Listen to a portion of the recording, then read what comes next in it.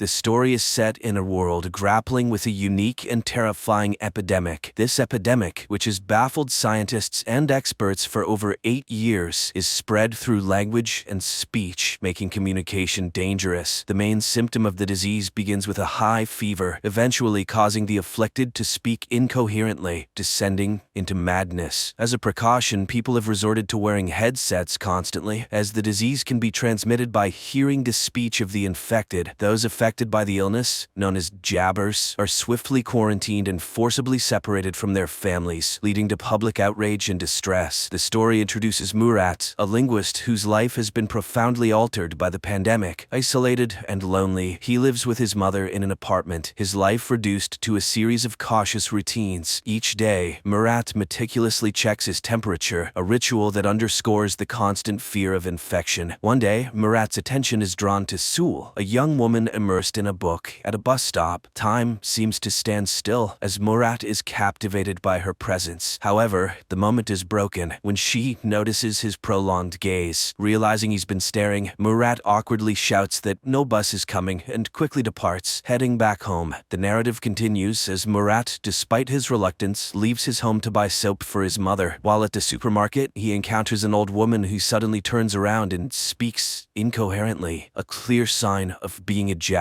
An alarm is triggered, announcing the presence of a jabber and urging people to evacuate immediately. In the ensuing chaos, everyone flees, except for the old woman and a young boy who is left behind without a headset. Murat witnesses the boy's mother crying outside. Driven by a sense of responsibility, Murat bravely re-enters the supermarket, gives his headset to the boy, and makes a narrow escape. Remarkably, Murat manages to avoid contracting the epidemic. Despite his close encounter with the jabber, he experiences a high fever but eventually recovers and returns home unscathed, soap in hand. Meanwhile, Anton, a high-ranking official at AEI, is desperately seeking a solution to the pandemic. He faces a setback upon learning that even young children are susceptible to the disease. However, his interest is piqued when he hears about Murat's incident at the supermarket. Intrigued by the possibility that Murat might be immune, Anton delves into surveillance footage to learn more. He observes Murat collapsing in the supermarket, but later continuing on as if unharmed, which deepens Anton's confusion and curiosity. In another part of the city, Murat visits the home of his mother's friend, responding to a desperate call for help. The friend's son, Arif's father, is exhibiting symptoms of the disease, speaking disconnectedly. Arif, holding on to hope, pleads with Murat to find a cure, believing in Murat's unique abilities. He even suggests collaborating with Murat's friend Ozgur, but Murat informs him that Ozgur has passed away. Arif, skeptical about Ozgur's death due to the lack of a proper funeral and the absence of his body, plans to meet with Errol, a businessman known for trading in information. Arif hopes Errol can shed light on whether Ozgur is indeed alive and assist in their quest for a cure.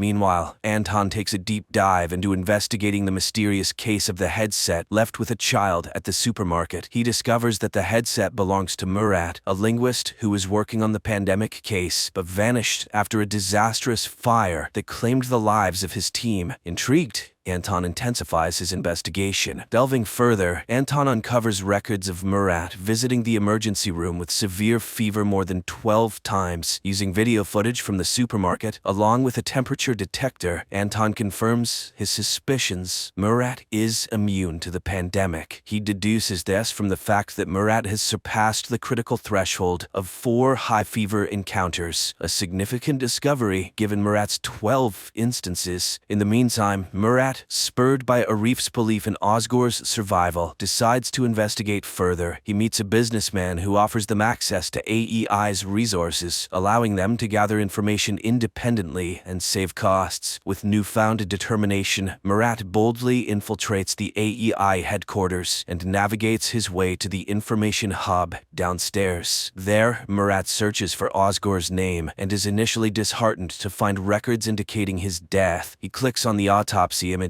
expecting the worst, but is surprised to see an unrecognizable burnt face with no identifiable tattoo on the wrist. This absence of a tattoo, which Murat knows his friend had, rekindles his hope that Ozgur might still be alive. Before leaving the hub room, Murat impulsively searches for his own name in the database. To his shock and dismay, he discovers video footage of himself from the supermarket incident. Realizing the potential danger of this discovery, Murat hastily exits the room, unable to delete the record. His escape is filled with anxiety and urgency, knowing that his presence in the AEI database could have unforeseen and dangerous consequences. Soon after, Anton, fueled by his significant discovery regarding Murat's immunity to the pandemic, eagerly approaches his superior to share his findings. However, his excitement quickly turns to frustration when his superior dismisses his claims, cautioning against spreading unverified rumors. Frustrated by this response and determined to pursue the matter further, Anton decides to take matters into his own hands. He acquires the address of Murat and his mother's home, although under a false name, and sets out with his men to capture Murat. Upon arriving at the destination, they find Murat's mother answering the door, mistakenly assuming it might be her son. However, the AEI forces swiftly invade the home, scattering throughout the house and the apartment complex. They strategically position themselves, lying in wait for Murat's return to spring their trap.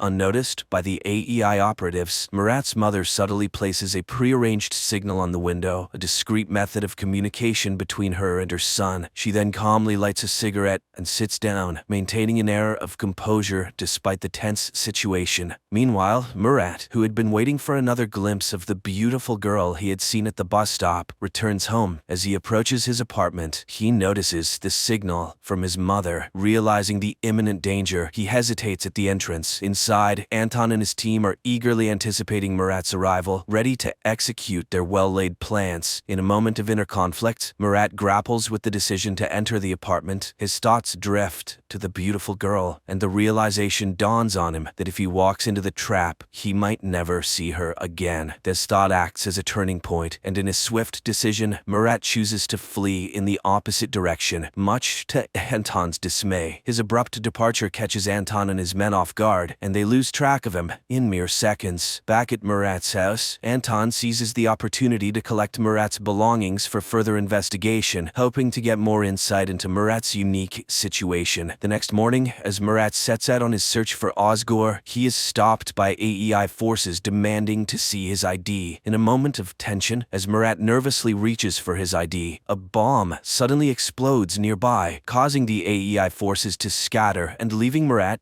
unattended. Seizing the moment, Murat heads to a location where he believes he might find Ozgur. However, his hopes are dashed when he discovers Ozgur is not there. Speaking with the man who made Ozgur's distinctive tattoo, Murat learns that since Ozgur's death, others have been imitating the tattoo, diminishing his chances of finding Ozgur. Meanwhile, Anton meticulously reviews tape recordings overnight and stumbles upon a recording of Murat claiming that he is incapable of jabbering, even if he wanted to. This revelation prompts Anton to rush to AEI to share his findings with a colleague. However, upon his arrival, Anton is informed that his boss Fazil is waiting for him. In a confrontational meeting, Fazil sternly instructs him to withdraw from the case. During this time, Murat finds comfort in a conversation with an old man who offers him a drink. As they share this moment, the old man tries to alleviate Murat's guilt over his wife's tragic death, which occurred after she was affected by the pandemic. He reassures Murat that it wasn't his fault. Murat listens in silence, eventually sharing his plans to venture into Zone 6 in his relentless search for Ozgur. Soon, Murat seeks the help of Errol, a man introduced to him by Arif. Errol is known for his willingness to do anything for money, and Murat needs him to create a false ID. They arrange to meet the following day. Afterward, Murat visits Arif's house, where he expresses his determination to find Ozgur and their shared goal of discovering a cure for the epidemic. Before he leaves, Arif's grandmother generously gives him some money, while his mother, having no cash, gives him her necklace as a token of support. However, their movements do not go unnoticed. One of Anton's men spots Murat and promptly informs Anton, who instructs his team to tail him discreetly. The next day, Murat meets Errol as planned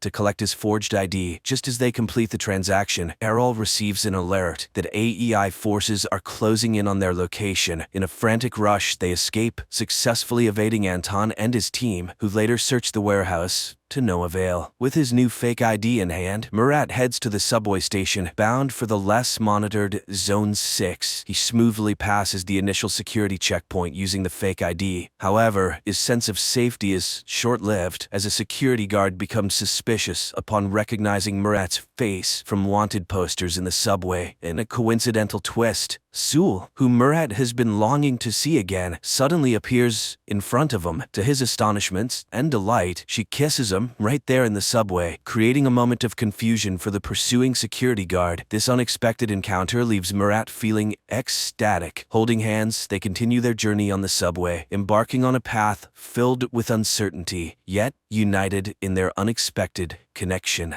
Murat and Sewell, having left the bus stop, navigate through menacing people and areas until they find a secluded rooftop where they can talk privately. On the rooftop, Murat, preoccupied with his quest to find Ozgur, is about to leave when Sewell insists he stay for a meal. During their conversation, he learns her name and he expresses gratitude for her assistance earlier. Sewell then reveals her true intentions. She had been following Murat purposefully, hoping to recruit him into her team, P1, which is dedicated to finding a cure for the pandemic. Surprised by this revelation, Murat abruptly leaves, not allowing her to finish explaining. Later, Murat returns to the home he shares with his wife, where he is flooded with memories as he wanders through each room. That night, he dreams of himself torn between his wife and Sewell, symbolizing his internal conflict. The next morning, Murat's search for Ozgur takes an unexpected turn when he is kidnapped by masked individuals who question his identity and affiliation with the AEI. At this critical moment, Sewell intervenes, assuring them that Murat is not with the AEI and is on a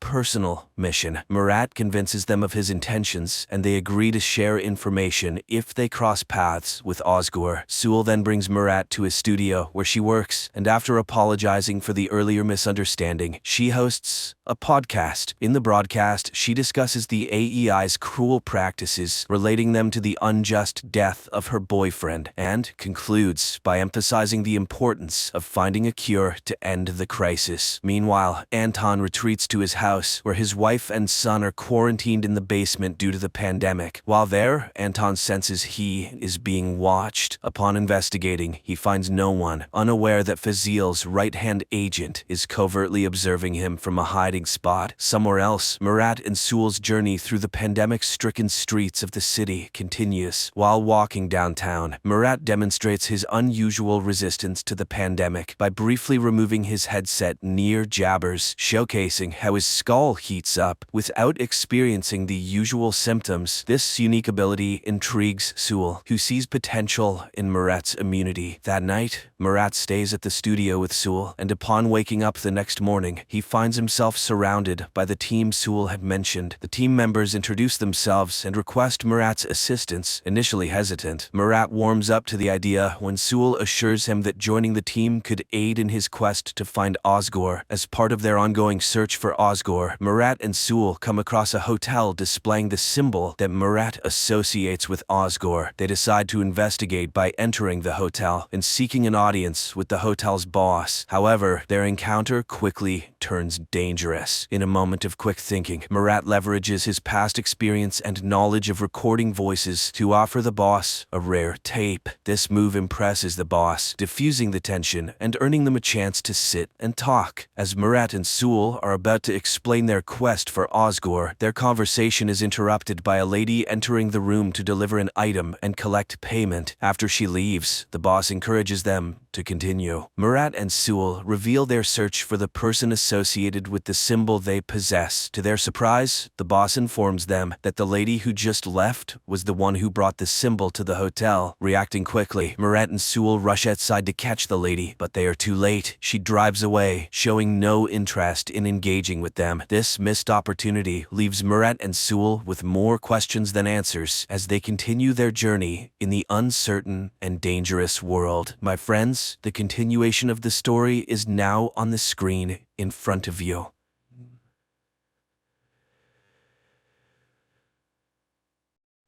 Japan 2023. People board a train and head to work. Everyone is busy with their own things. scrolling through Instagram feeds, making acquaintances on social networks, and discussing plans for the evening, unaware that in just a few minutes, their lives will change forever. Suddenly, the train's speed increases, and strange things start happening. A bottle cap rolling on the floor of the carriage suddenly disappears. Passengers begin receiving alerts about powerful earthquakes on their phones. Then the train enters a gloomy tunnel and comes to a sudden halt.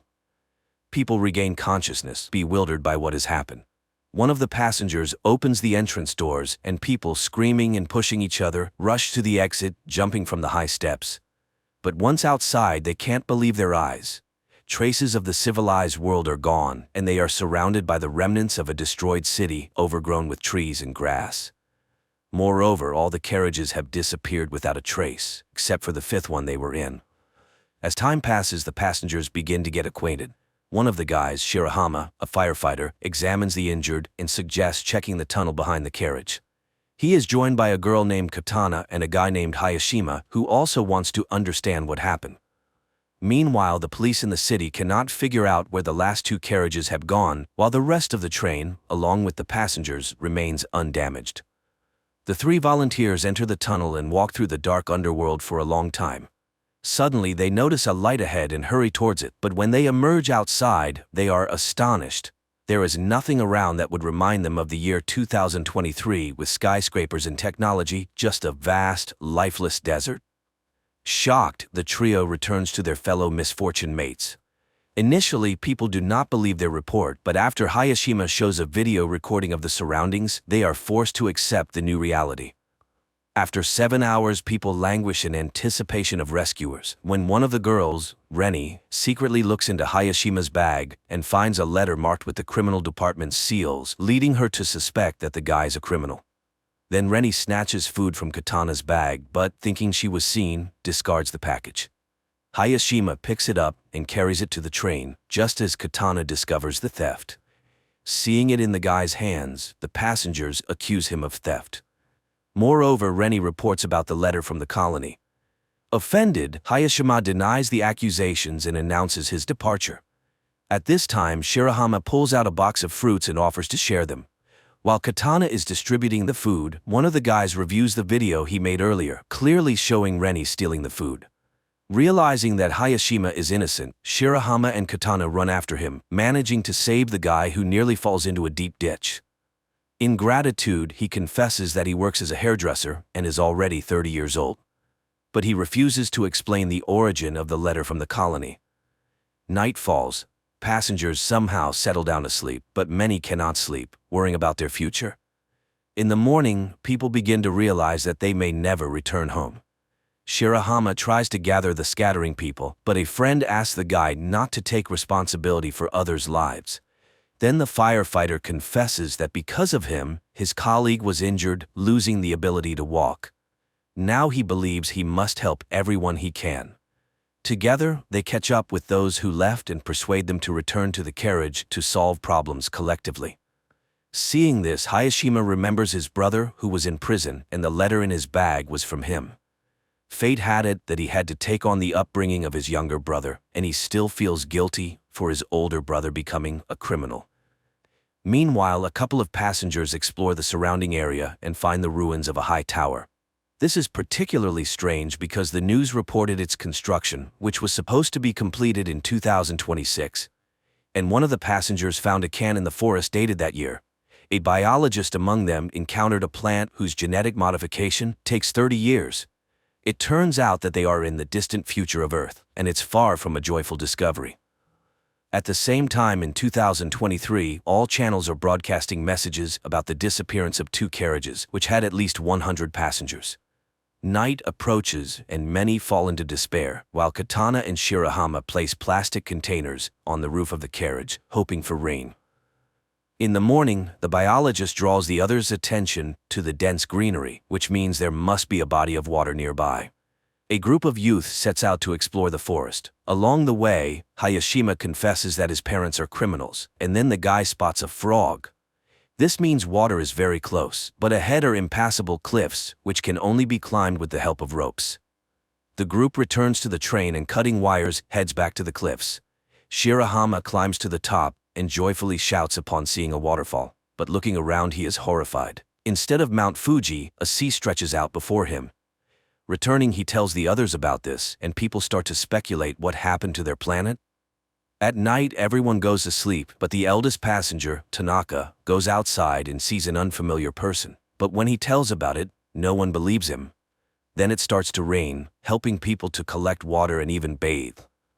Meanwhile, the biologist continues to study the surrounding fauna, finds several edible plants, and shows them to the others. And still, Katana manages to eat a poisonous berry, but fortunately, her poisoning is not fatal. The news that the girl has recovered has a sobering effect on the passengers. They finally realize that sitting still, they won't survive. People get to work and even make utensils from bamboo. Bank cards turn out to be decent knives. The group of youths brings water from the waterfall, and they prepare a soup from plants. But after dinner, some feel sick and the biologist discovers a couple of poisonous berries in the common pot. Someone remembers seeing Tanaka near the pot, who is not among them. Shirahama sets out to look for him, but stumbles, falls, and loses his torch. After a while, Shirahama returns without Tanaka, but with Hayashima's previously lost barber tools, which he had sorely missed. In the morning, the biologist announces to the people that he is going to look for a river, which should be nearby. His friends go with him. But in the forest, they encounter a stranger who injures the biologist and runs away. The guys carry him back to the train, where fortunately there is a medical student who provides the injured with first aid. The others help as much as they can and pray for the guy. Later, Tanaka unexpectedly returns from the forest. It turns out he worked for a security company and can show how to make traps around the camp. Reni asks Hayashima to fix her hair, and soon there's a queue for the guy. Meanwhile, Shirahama and Katana notice a teenager caught in one of the traps, but the youngster gets out on his own and runs away. The friends hurry after him and soon find themselves by the river, but the boy asks them to wait for him at the spot and disappears into the forest. Hayashima, noticing their disappearance, catches up with the pair. At this time, the teenager returns and leads the friends to carriage number 6, which mysteriously ended up several kilometers away from the 5th carriage. The passengers from the 5th carriage are welcomed by the leader of the group from the 6th carriage, Yumamoto. Their carriage was lucky to be near the river, where there was plenty of fresh water and fish. Moreover, among them was a builder who, under his guidance, they were able to quickly set up a camp and even build a kitchen and a toilet. The newcomers find the one who injured their biologist. He confesses that he did it out of fear, thinking they were going to attack him. He bows deeply, apologizing for his action. And Yumamoto admits that he believes a return to the past is possible. The man told them that in the early days, they found a small boat on the river, where he managed to fix the radio and catch a signal, apparently from Canada, where the year 2060 was mentioned. From what he heard, the man understood that in 2026 a disaster occurred. A huge asteroid fell to Earth, causing powerful earthquakes and tsunamis worldwide, instantly taking billions of lives. The dust thrown into the atmosphere blocked sunlight, leading to the extinction of the remaining species. But the main thing is that the asteroid didn't fall by chance. It was space debris, as besides state corporations, satellites began to be launched by anyone who fancied. One of the probes collided with a satellite, which in turn fell onto an asteroid, leading to a deviation of its orbit. So it was a man-made disaster. That's why it's so important to return to their year and change the future. Inspired by the example of the 6th carriage, the passengers decided to make a bath by the river. Meanwhile, Tanaka continues to deteriorate, making himself a doll from branches and talking to it. In the morning, the bath is ready. For the first time in many days, people bathe in hot water and wash their clothes. And the guys find a strange stone on the riverbank, which Yumamoto learns about. He sends his people to find it, but Reni notices strangers, and one of the guys lets slip that according to their leader, this stone might help them return home. The girls argue about the need to return, and Reni pushes Katana away. She falls and accidentally shifts a layer of soil, under which a dead body is discovered. Meanwhile, Tanaka reads in a newspaper an announcement about the search for a murderer in his description. At that time, Reni and Katana are attacked by guys from the 6th carriage, but Reni breaks free and runs to her own, where she tells about the found corpse, while Katana escapes from the guys through the forest. The 5th carriage decides to make weapons, while Shirahama and Hayashima run to the neighbors. But the girl is not there, and Katana meanwhile makes it to the boat. Yamamoto is forced to confess to the guys that he killed one of the passengers, who suddenly became aggressive and started attacking people with a knife. That's why he was recognized as a leader. The guys go home, hoping that Katana has returned, but she's not there, and the rest urge to go to the 6th carriage and punish the guilty. And the guys go again to look for the girl. Katana hides in the boat when Yamamoto comes in. He pretends to be calling an unknown station, but the girl sees that the wires are cut. The man discovers her and confesses that he doesn't want to return to the past because he intends to create a new society here. After that, he ties up Katana and locks her in the cabin, where her screams cannot be heard. In the morning, the passengers of the 5th carriage are just about to attack the neighbors when one of the women suggests backing up and looking for a building where they could hide. At this time, guys from the 6th carriage go to the neighbors to scavenge something, but they fall into traps. A fight starts when the rest of the 6th carriage's passengers arrive, and there are more men among them. The fight escalates into a real battle, which is stopped by the appearance of the escaped Katana, who accuses Yamamoto of lying. He is forced to admit to the deception, but he just wanted to keep people's spirits up. However, the passengers decide to exile the former leader. Before leaving, the man hands over a journal from the ship, which contains information about the tower that could help them return to the past. Meanwhile, those who went to search for the building reach the tower and find glowing asteroid fragments there. And in 2023, scientist Ray, after reviewing the video surveillance camera recordings, discovers that a wormhole appeared in the tunnel at the moment of the disappearance of 2 carriages, which apparently was the result of a distortion in the space-time continuum. The passengers study the journal found by Yamamoto and learn the exact date of the disaster. Moreover, they have an asteroid fragment that possesses a phenomenal magnetic charge. One of the passengers remembers how on the day of their departure, he saw something in the sky resembling a falling star. In the past, Ray, analyzing the same event, concludes that it was the flare from a supernova explosion. In the future, there's also an expert who explains that supernovas occur in space when a star reaches the end of its life cycle and explodes, releasing a massive amount of energy. Apparently, this created the temporal rift into which both carriages fell. It means they need to open this wormhole again. In the evening, a strong storm begins, forcing people to seek more reliable shelter than the carriage. Tanaka opens the rear doors leading into the tunnel. Unexpectedly, a strong gust snatches his doll and sucks it into the wormhole caused by the hurricane. But as soon as the storm subsides, the wormhole disappears. And in 2023, scientists find Tanaka's doll. Passengers in the future conclude that to summon the wormhole, they need a powerful energy source, for which they start looking for remnants of power lines. Digging up each post, the passengers find an electrical substation where, somehow, working equipment is preserved. They redirect enough electricity into the tunnel to stabilize the wormhole with the onset of the next storm, enough to return to the past. The storm starts at night, supported by the power of the substation. The wormhole opens, and everyone enters the carriage except Tanaka, who refused to return.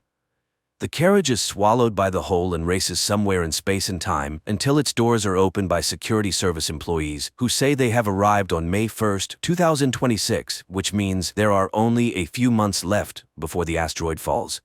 After going through quarantine procedures, the passengers tell the officials, presenting as evidence fragments of the meteorite and unusual plants from the future.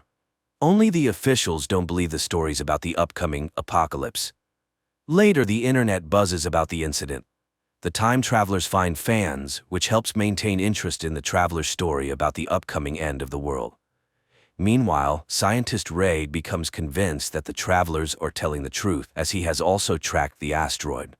One of the passengers posts an appeal on the internet telling ordinary people about the impending danger, and a passenger who held a high position in the government before the trip makes her way to the Minister of Defense. She listens to her former colleague and reports that the government believed them and is already preparing to launch a missile capable of altering the asteroid's trajectory to pass by Earth. Time passes, and the day of the catastrophe is about to dawn. The travelers decide to gather together on the platform to find out whether it was possible to avert the disaster, and if not, to perish together. But the military successfully completes their task and changes the meteorite's trajectory, saving humanity from total extinction. Quite an unusual series where various theories about the impending doom of humanity are mixed. And the finale of the story is very relevant, emphasizing that life on Earth is the result of the actions of each living being. And the future of the planet is a collective human responsibility.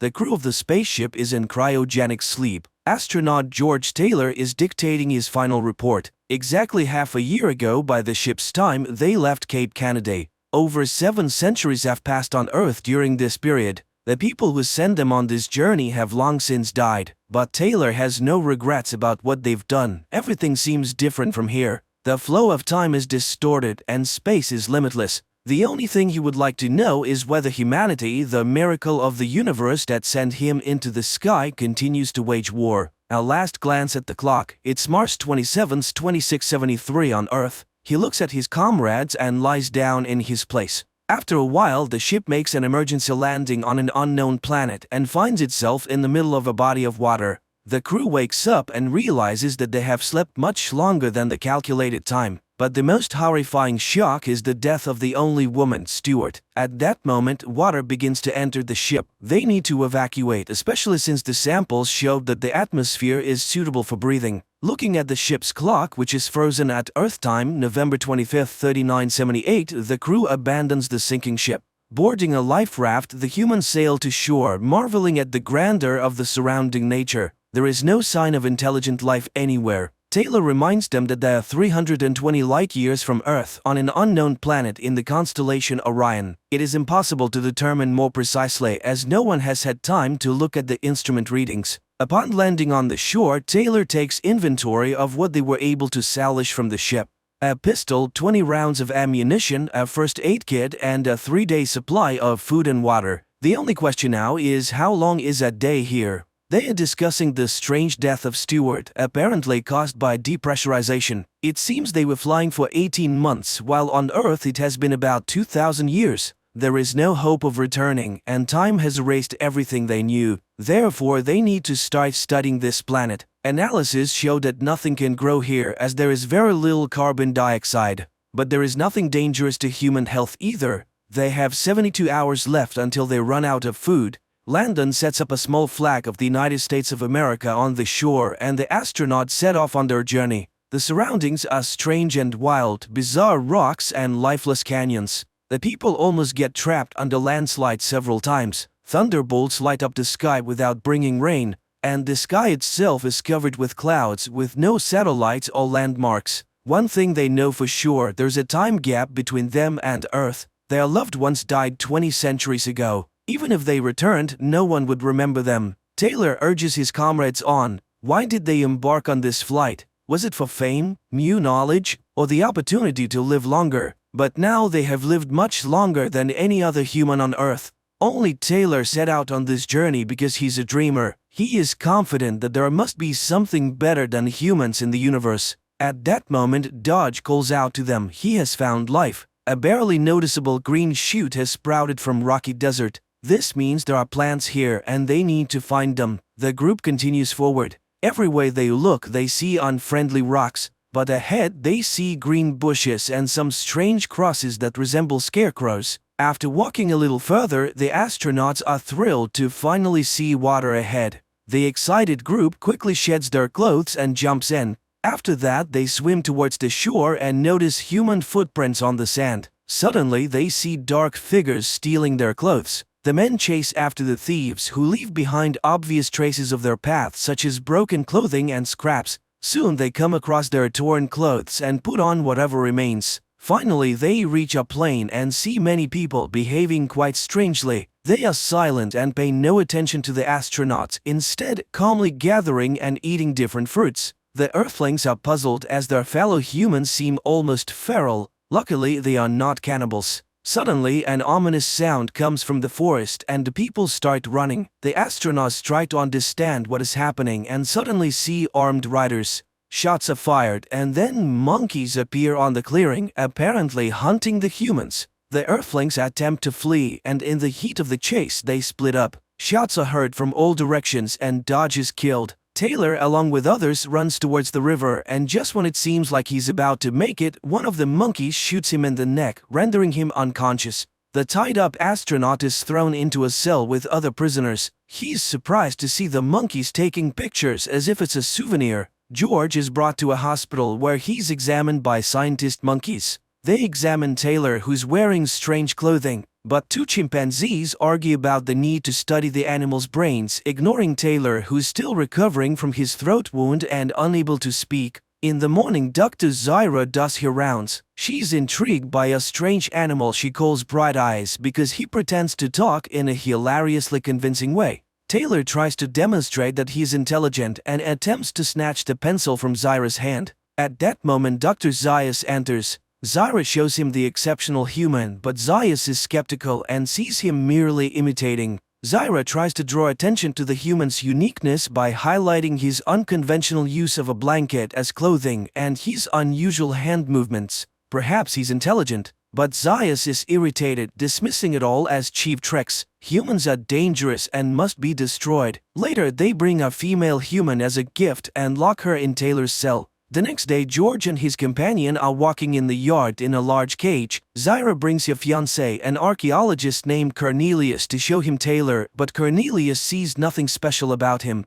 While the apes argue, George writes in the sand, but nobody pays attention to him. At that moment, Dr. Zayas arrives, annoyed at Zyra with her human again. Suddenly, a wild man attacks George and a fight breaks out. The guards drag Taylor away and Zayas sees the letters George wrote but quickly erases them. Zyra apologizes to Taylor, but he snatches the paper and pencil and writes his name on the piece of paper. Zyra is astonished and takes him home. Cornelius doesn't believe her stories. It's all just tricks. Humans can't write. They try to figure out where he learned it and Taylor writes the name of his school. The apes are shocked. Could he really be intelligent? The man explains that they came from another planet. Cornelius is puzzled, but flying is impossible. Then Taylor crafts a paper airplane.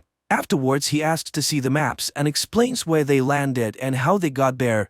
Zyra and Cornelius argue fervently. She claims that humans are a mutation, the missing link between apes and monkeys, and it is quite possible that monkeys evolved from humans. Dr. Zayas, who enters the scene, discovers the paper airplane, crushes it, and orders the man to be taken to a cell. Taylor and Nova sleep in their cell when the arriving apes order Taylor to be prepared for a castration operation, but the man breaks free and runs out of the cell. He manages to hide in the ape temple but is noticed, and the man has to run through the ape city again. Taylor ends up in a museum where stuffed humans are exhibited. Shocked, he runs out into the street but gets caught in a net, where Zyra finds him, and then the voice returns to Taylor, shocking the apes. Later in the cell, Taylor tries to teach Nova how to speak, but the apes take the girl away and put her in the cell across from him. The man tells her about his life on Earth, but he didn't love anyone there. He wonders if Nova can love. The apes put a collar on him and take him to trial. A hearing is now taking place, and Zyra and Cornelius are ready to act as his attorneys. The judges are outraged. He has no rights because he's not an ape. But then what is he being tried for? The court gives a continuance to his lawyers, but Taylor intends to defend himself. A theologian scientist is called to testify, trying to prove the man's irrationality as he does not know the answers to the simplest questions. But Taylor cannot know them as he has not studied their culture. A person is prohibited from speaking, so he writes his statement and submits it to the court. Cornelius reads that Taylor is a space explorer and arrived from another planet, but the apes do not believe him. They demand to bring the people captured with him. And Taylor sees Landon, but he does not recognize his friend, and the scar is found on his head. George realizes that Dr. Zayas destroyed the man's brain. George is dragged back to the court. And then Cornelius defends Taylor. He did not lie when he said he came from the Forbidden Zone. He described it very accurately, and Cornelius himself was there, and he found traces of ancient ape culture. Zyra continues the defense. If he did not come from another planet, he was born on this one. She found no reason why people cannot speak. The problem is not in anatomy but in the brain, and that is the truth, but nobody wants to listen. Zyra and Cornelius are accused of scientific heresy and the tribunal is closed. The fate of the man is predetermined. He is handed over to Zayas, who intends to perform operations on him. George is outraged. How could such an upside-down civilization arise? And most importantly, why is Zayas so afraid of him? Zyra cannot accept this and organizes the escape of Taylor and Nova. Outside the city, Cornelius meets them with horses and supplies. He suggests returning to the spacecraft landing site. A small caravan sets off and reaches the river. If they follow it, they will reach the sea. Soon they reach the place where Cornelius was excavating. He's ready to take the men to the cave. And then Zyra sees the pursuit. Dr. Zayas, who caught up with the fugitives, is in for an unpleasant surprise. Taylor is armed. The Earthling offers a compromise to the doctor. If Cornelius can prove that their culture is not the oldest and originated from humans, he will leave them alone. Everyone goes into the cave. While Cornelius shows off his findings, Taylor discovers spare parts of a human, a dental plate, glasses, and a heart valve. But the main discovery is a human doll that says the word "Mama." Zayas tries to find a reasonable explanation when gunshots are heard outside. Everyone rushes to the exit. It's the makeshift doctors who, unable to keep their words, have attacked the fugitives' escorts. Taylor takes Dr. Zayas hostage and orders everyone to leave. Taylor will release him in exchange for a horse, food, and water for him and his woman. But before leaving, he asks the doctor why he always feared him, and he answers because he's a man, and that his ancestors are to blame for the lifeless forbidden lands, for he is the lowest and most treacherous beast. The people leave and the doctor orders the cave to be blown up and Zyra and Cornelius to be arrested. He saves the future of his people. Taylor and Nova ride along the beach. Suddenly, the man jumps off the horse in horror. He has returned, and they did it after all. They blew them all up and destroyed civilization, let them burn in hell. Nova looks at Taylor in fear. She doesn't understand what is before her, the upper part of the Statue of Liberty rising on the ocean shore. The film is based on the book by French writer Pierre Boulle, who considered his novel one of his least successful works and therefore had serious doubts about its success on the big screen. But in the end, the film ranked 350th on Empire's magazine's list of the 500 greatest films.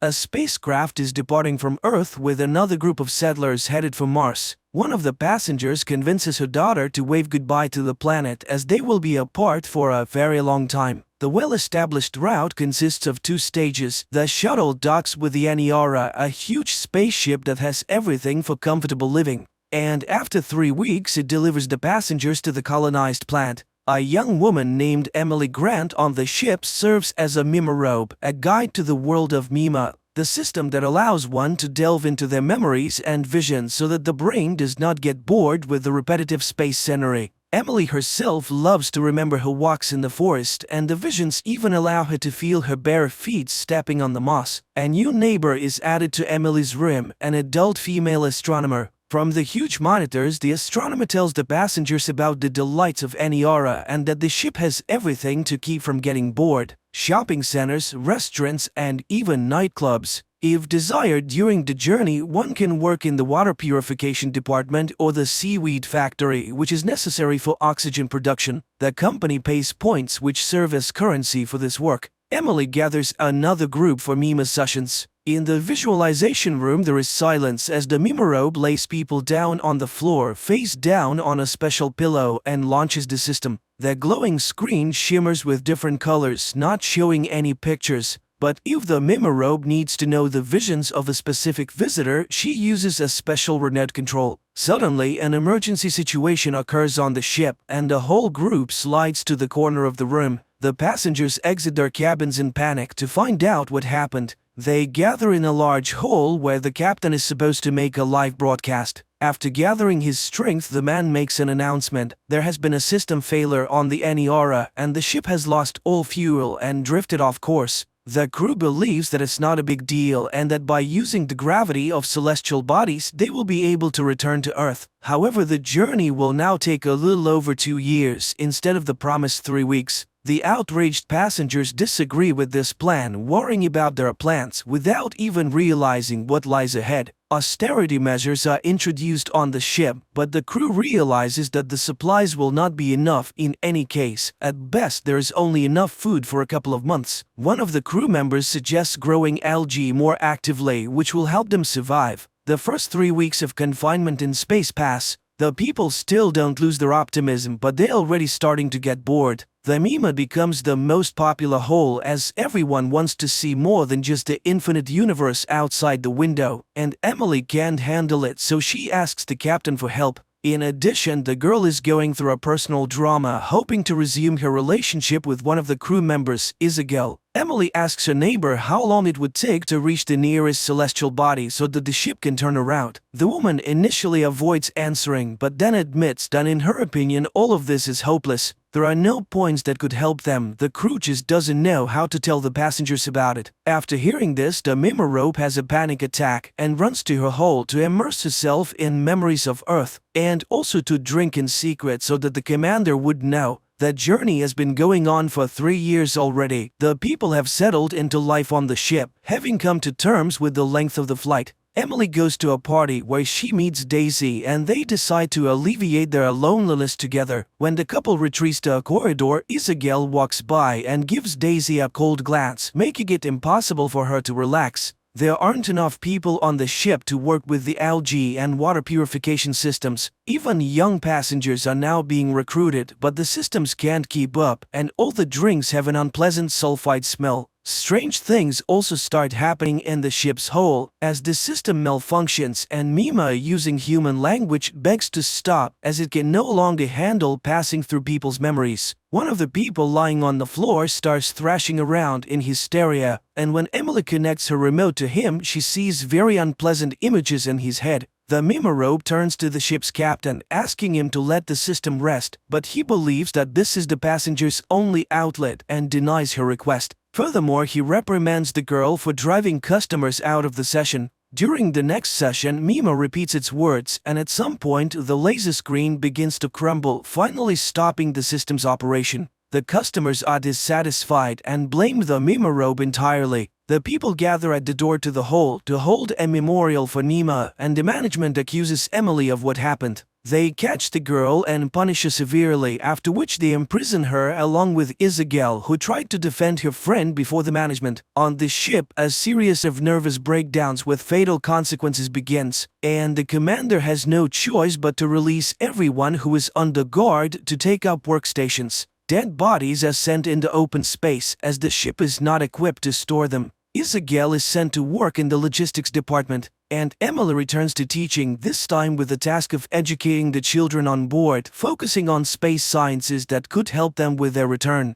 During their time in confinement, the Mimarope and Isabel developed a relationship, so they move in together once they're free. Communities and groups emerge on the ship, each praying in their own way for a return and rescue. At one of the gatherings of a cult-like group, they invite the girls, as Emily was associated with Mima. In a dark room, the friends first become witnesses and then participants in love games, after which Isabel becomes pregnant. The girl falls into depression, fearing that her indulgence will bring another hostage into the situation, but Emily supports her with all her might. She even plans to make a light screen that would replace the dark picture outside the window with earthly landscapes, but the captain forbids wasting resources on such foolishness. The couple has a healthy boy who grows very quickly, but Isabel can't shake the feeling that she shouldn't have done it. While bathing with his son in the pool, she almost commits a terrible act, but fortunately she's distracted by a message from the captain, who urgently invites his former assistant to a meeting.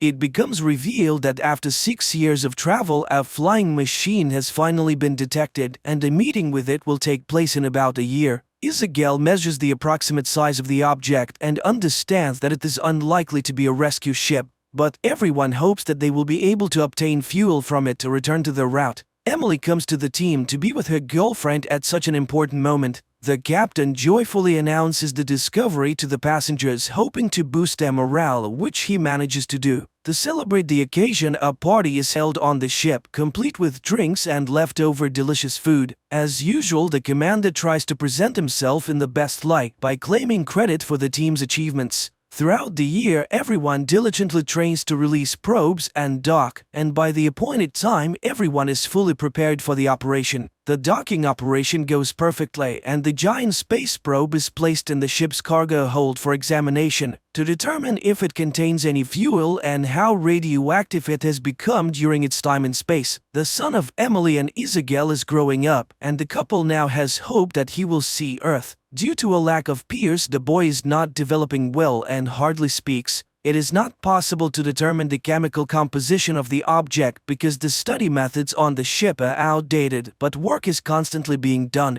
The captain declares that he does not consider it a mistake to give people hope, as it has brought stability to many. The roommate of Emily gets drunk at the bar and becomes too candid, causing panic to break out on the ship again. The captain takes notice of this and gets rid of the troublemaker at the first opportunity, even sending her body into open space but allowing for a memorial service for Emily. After taking an exhilarating pill, Emily goes to the bar where she meets Daisy and his friends again. The group has a fun time, but another accident occurs on the ship. An unknown object explodes and damages the equipment. Those who were working on the probe in the cargo hold at the time are lost forever. Upon inspection of the damage, the captain orders them to be disposed of while saving any useful clothing. Meanwhile, the Mimorobe returns home and asks Isabel for forgiveness, and it seems that everything is returning to a peaceful state. However, during the conversation, Emily realizes that her friend has developed mental disorders. After putting her son to bed, Emily shares her achievements at work with Isabel. The two women have a nice chat, and Emily is not worried about anything. Wishing her friend a good night, Emily leaves to finally connect the light screen she has long dreamed of creating. Everything works perfectly, and the remaining passengers on the ship marvel at the earthly landscapes with waterfalls and forests outside the window. As she listens to the words of gratitude, Emily plans to create new pictures. Emily runs to her cabin to hear the opinion of her family. She opens the door with the key, but it doesn't budge. Emily tries to fix the lock several times, but then realizes that something is blocking it from the inside. With effort, she finds a belt from a rope on the door handle, and Isabel is nearby. Coming to her senses a few seconds later, Emily runs to her son's room, but there she's met with a terrible sight. It's the 10th year of the journey. The captain gathers the few remaining passengers in the main hold and presents Emily with an award for creating the light screen. As she receives the medal from the commander, the young woman notices traces of a nervous breakdown on his wrist.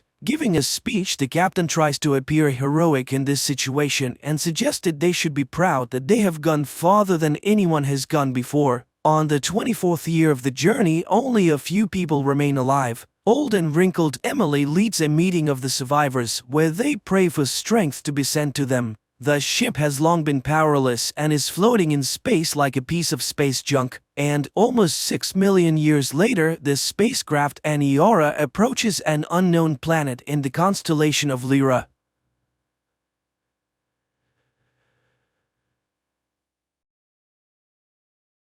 Hello everyone, today we're going to be talking about a science fiction film called Terraformers. Be ready for some spoilers ahead. In the 21st century, humans tried to solve the problem with overpopulation by changing the atmosphere of Mars. They managed to accomplish this by growing plants and sending genetically engineered cockroaches to the neighboring planet in order to speed up the transformation. The year is 2597 in the city of Tokyo. Komachi and Nana are being chased by the police for committing the crime of murder. Dr. Honda, who works with the Japanese government, takes this opportunity and offers them a deal that they cannot refuse. He wants them to go on a mission to Mars, where they're going to eradicate the cockroaches sent there 500 years ago as part of the terraforming process. The doctor promises to alleviate them from their crimes and even grant them a large sum of money if they complete this task. Komachi refuses to sign the contract as he knows that the doctor must have an ulterior motive. Nana hesitates but decides to go on the mission as she sees no way out. Komachi yells at the girl for being so reckless as there's no way he can allow her to go alone. The main character begrudgingly signs the contract as well. They head on to Mars 2 years later on the spaceship called Bugs 2 and are joined by a team of many others just like themselves. Komachi has a friendly rivalry with a man named Jin, who's always trying to beat him in hand-to-hand combat. Nana questions the competence of their team members as they're composed of criminals and terrorists. She wonders what was the selection criteria for this team, to which Jen replies that it was probably money and freedom. Their conversations are interrupted when Captain Dojima arrives and informs them to prepare the landing for Mars. They successfully touch down on the planet, and the team members are surprised to see that Mars is no longer red, but looking more like Earth. The lieutenant, Mina, launches a device into the distance, and he begins shooting out chemicals that are meant to destroy the cockroaches. The captain orders the team to spread out in groups of 2 and confirm the eradication processes within 3 hours. The gothic-looking woman named Asuka refuses to team up with the Yakuza and insists on going with the computer hacker Ichiro. The captain grants her wishes at the Yakuza's disapproval, as he doesn't want any unnecessary conflicts within the team. Their drone locates the spaceship called Bugs 1 that was sent here secretly by the Japanese government 10 years ago. Dojima confirms with Honda that their team is in the process of first contact, and the doctor responds with exhilaration, suggesting that he may have something else planned for the mission. Jen notices something wrong while scouting the area with Maria, as they fail to find any cockroach carcasses in the vicinity. They continue heading forwards, and Jen is shocked to see caveman-like humanoids standing in front of them. He quickly hides with his teammate to avoid any contact. At the same time, Komachi and Nana also discovered a similar creature. The main character tries to greet the humanoid, but it rushes towards them and attacks Nana right away, breaking her neck. It then runs off in blinding speed as Jin's team regroups to their location.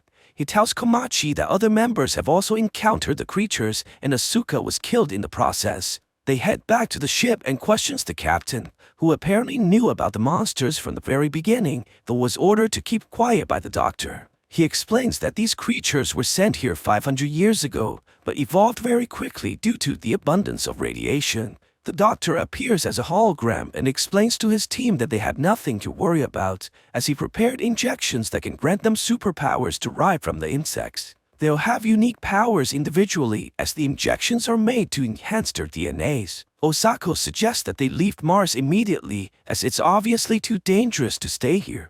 The terraformers begin approaching their ship, and one of their teammates, Lee, volunteers to fight the monster. He heads outside as the sandstorm approaches and injects himself with the insect's DNA. A mutation occurs rapidly inside the man's body, and he transforms into an insect hybrid. His mutation is based on the brown beetle, which is capable of shooting out flames by combining chemicals in their body. Lee begins attacking the cockroach, knocking it back with a fury of kicks. The terraformer strikes back as well, and they appear to be evenly matched. Lee uses the special ability and shoots an intense flame from his hands, burning the creature and pushing it backwards. To everyone's shock, Lee didn't kill the cockroach, only burning its outer shells. The monster rushes towards him and kills him with a single hit through the stomach. They see another creature on their window, and it continues to hit the glass until it breaks inside and kills 2 of the teammates immediately. The captain injects the DNA and begins mutating into his hybrid form. His transformation is based on the bullet ant, which allows him to lift 100 times his own weight. Dojima smashes the cockroach to the floor and kills it easily with his immense strength. Before they can celebrate, the radar picks up hundreds of terraformers heading this way, and the team decides that they must leave Mars in order to survive. The lieutenant tries to start the spaceship, but strangely, the engine refuses to work, almost like it was sabotaged. With no other choice, the captain decides to be the decoy and tells everyone else to go to Bugs 1 and retrieve the necessary components to fix their ship. Surprisingly, Ichiro volunteers to stay behind to help the captain as well. Komachi takes a last look at Nana before he leaves and promises to return for her. Strangely, he notices a string of silk flying off from the woman's mouth. The team enters the Mars rover and Tezuka injects himself with the insect's DNA, transforming into a rove beetle capable of shooting out flame projectiles. He grabs onto the Mars rover and propels the team against a horde of terraformers by shooting flames from his mouth. Meanwhile, the captain continues to fight off the hordes of cockroaches, and Ichiro transforms into his insect form as well. He runs away from the fight and proceeds to vacuum out the oxygen in the ship in order to suffocate all the invading terraformers. The cockroaches begins to die off one by one, and Ichiro faints to the ground as well from the lack of air. At the same time, the Mars rover team sees a large wave coming towards them. It turns out to be a tsunami of terraformers, and they must charge through the enemies in order to escape. Tezuka focuses all his energy into propelling the rover, and they crash into the sea of cockroaches. Luckily, the team manages to break through and land safely on the ground. They continue forwards, but soon sees another tsunami of insects much larger than the one before. Bosako and Maria decides to defend the team from the outside and transforms into insect hybrids while heading towards the wave of terraformers. They try their best to fight off the incoming cockroaches, but the vehicle flips as they exit the horde, throwing the teammates in the air. Everyone inside the car gets knocked out, but the rover goes into autopilot and drives off. The teammates left behind tries fighting off the insects, but gets killed one by one. The rest of the team wakes up only to find themselves at Bugs 1 already. Komachi tries looking for the other teammates, but the Yakuza thinks that they are the only survivors. They head into the spaceship, while two of them stands guard outside. Mina tries running a diagnostic on Bugs 1, only to see that it's somehow transmitting data towards Earth. The group hears gunshots from the outside and rushes towards their teammates, only to find them lying dead on the ground. Apparently, the terraformers have learned how to use weapons and kill the two standing guard with the guns from Bugs 1. Komachi injects himself with the DNA and transforms into a giant hornet with amazing battle powers. He attacks the cockroaches with devastating blows as he punches holes into their bodies. Jin's mutation turns him into a desert locust that can jump 90 stories in a single leap. He's able to decapitate numerous enemies using his kicks alone. Mina transforms into a praying mantis and slashes the insects into pieces. The team quickly overwhelms the cockroaches and destroys them with little effort. On the other side, Dr. Honda talks to one of the terraformers who's able to speak unlike the others. It goes to Bugs 2 and turns on the oxygen while pointing a gun at the captain who's lying on the floor, exhausted from the fights. Suddenly, the cockroach gets opened up from the inside and Asuka emerges from its body. It turns out that her transformation is based on the Emerald Cockroach Wasp, who has the ability to control the minds of cockroaches and wear their exoskeleton as disguise. Instead of dying from the earlier attacks, she was able to manipulate the insects into killing each other. She quickly dries her face from the sticky white liquids and proceeds to shoot the captain multiple times. Asuka pours water onto Ichiro, whose transformation is the Asian Chironomid. He can survive in almost any condition and only requires water to reactivate his cells. They turn out to be working on a secret mission for the doctor, and Ichiro was the one who sabotaged the flight system on Bugs 2. The doctor ordered them to bring the eggs from the terraformers back to Earth no matter the cost. Komachi and his team hears the Bugs 2 engine from afar, and the doctor explains that their plan was never to simply exterminate the cockroaches from Mars. He plans on retrieving more genetic materials from the insects in order to make better hybrid soldiers for the Japanese government, which no doubt will make the country become a superpower. They are put on this planet mostly as test subjects, and their fight with the terraformers are recorded as valuable research data. In fact, they were only able to create the insect hybrids because Bugs 1 was able to retrieve a carcass from the cockroaches. While Ichiro and Asuka plans to take off from Mars, the eggs hatch prematurely and produces two evolved terraformers. Asuka charges in and stings them with her claws, trying to control their minds, but their evolution has granted them immunity to her powers, and they proceed to kill her by punching through her stomach. The spaceship takes off into the air, heading for Earth, while the new terraformers call for help from their brethren. The cockroaches from the ground opens up their wings and flies towards the spaceship, causing it to stall and malfunction while guiding it back onto the planet right beside Bugs 1. The evolved cockroaches surrounds the team with their armies of insects and orders them to attack.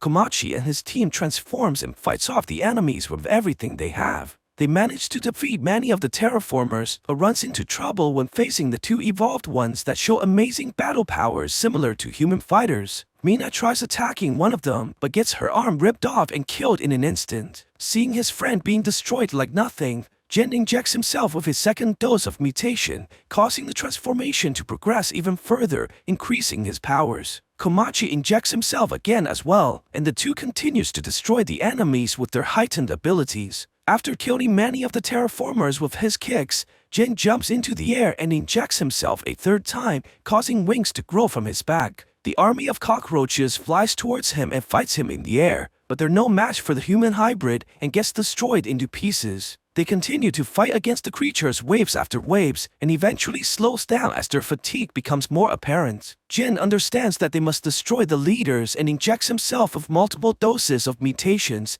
causing his body to spike in power but also making the transformation permanent. He takes this opportunity and attacks the evolved cockroach with a devastating kick and kills him by knocking his head off. Jin falls down soon after as he exhausted all his reserves. Komachi tries to defend him against the remaining leader, but gets defeated easily and gravely wounded. Just when they're about to be finished off, the evolved cockroach notices something from behind and pulls back his attack. A glowy moth-like creature flies towards the insects while dropping sparkles of dust in the air. It turns out that Nana's body has evolved into her final form in order to aid her teammates against the terraformers. She flies towards the cockroaches and continues to drop the glowing dusts. Jin realizes that these are miniature bombs, while the terraformers looks at it with intrigue and confusion. Komachi flies towards Nana, trying to save her from the battle, but Jin tells him that she's been dead a long time ago. One of the cockroaches fires at Nana, which causes a chain reaction of explosions. Jin rushes towards his friend and saves him from the explosions in the last minute, while Komachi cries, seeing the woman he loves buried inside the flames. When everything settles, Komachi wakes up and walks towards his friend, only to see that he's permanently transformed into a locust creature. He tries to comfort Jin and tells him no matter how he looks, he will always be human in the heart. With his last breath, Jin tells his friend to live on for both of them, as tears fall from his eyes. Komachi finds the evolved cockroach still alive and punches him in anger for the destruction that he caused. He plans to finish the terraformer, but eventually decides to end the hatred between men and insects by sparing his life. He goes inside the spaceship only to find Ichiro still alive. The man points a gun at the main character, but saves him by shooting the terraformer behind instead. They decide to cooperate for now and resolve their differences once they get back on Earth. The two launches the escape pod into the atmosphere, while the evolved cockroach stops his brothers from chasing after, repaying the debt for sparing his life. Meanwhile, Dr. Honda notices that Ichiro has hacked into their system and is broadcasting the whole event on international television. He decides to hide as the government will surely kill him for his failure and embarrassment. His assistant points her gun at the doctor as she turns out to be a spy from the government. She fires at the doctor, but Honda has planned for this contingency already and proceeds to kill the woman with a deadly poison. On their way home, Ichiro swears that he'll expose the people responsible for this experiment, while Komachi has a strange feeling that they'll come back to this planet in the future. So what do you guys think about this movie? Let me know in the comments below. And if you like my video, please press like and subscribe for more. I'll see you guys next time.